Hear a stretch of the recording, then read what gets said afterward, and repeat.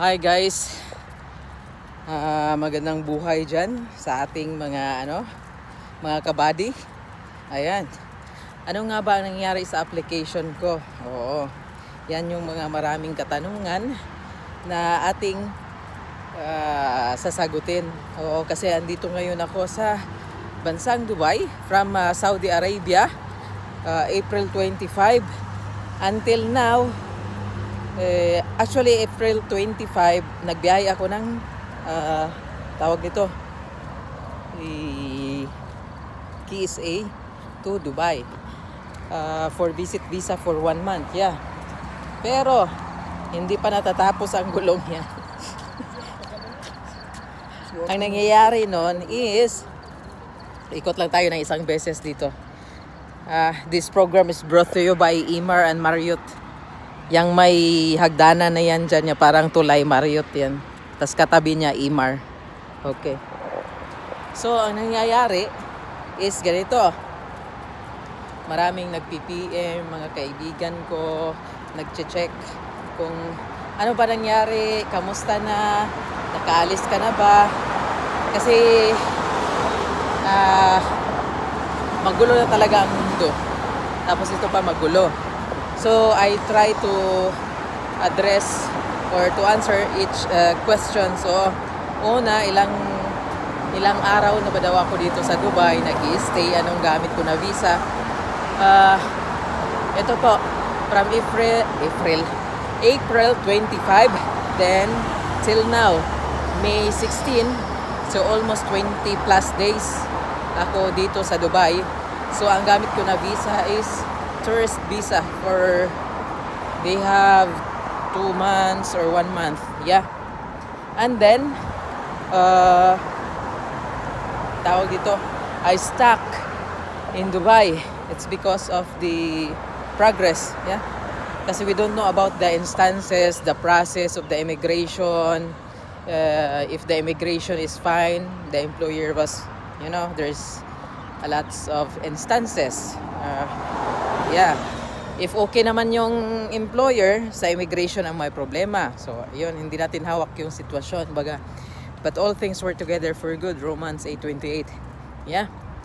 And then, sabi ko nga na I was stuck here in Dubai.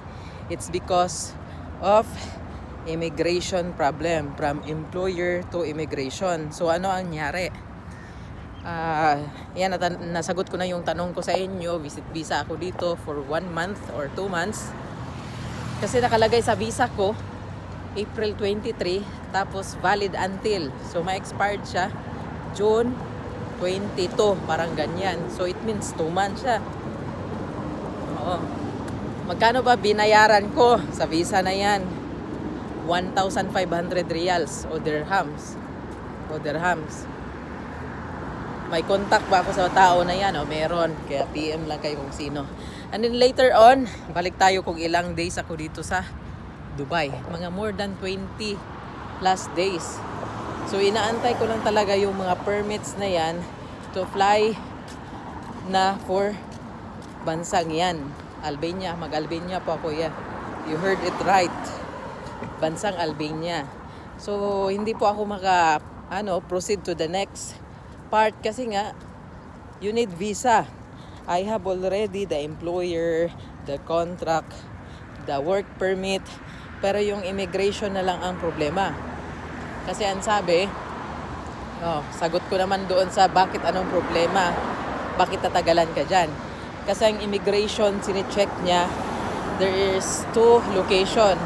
The first location is in the city ng employer ko.